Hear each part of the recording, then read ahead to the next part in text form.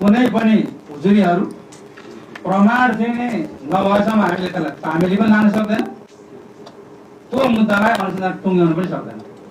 किनभने भूमि भनेको गम्भीर, जहिले पनि उत्पत्ति हुने र चाहिँ ललिता निवास जस्तो भन्छ भूमिको विषयको हामीले प्रमाण आएन भने हामी टुङ्ग्याउनै सक्दैनौँ। र अहिले हामीले टुङ्ग्याउनलाई के भूमि सम्बन्धी ऐनको 2024ले चाहिँ तपाईँको भूमि सुधार अन्तिम टुङ्गो लगाउन सक्छ भन्ने रहेछ।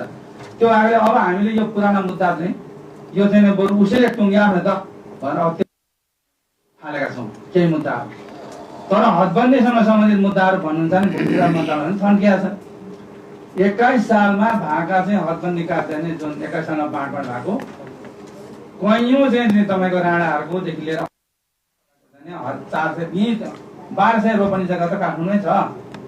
हदबन्दी चाहिँ छुट्याइ दिँदैन भूमि सुधार मन्त्रालयले।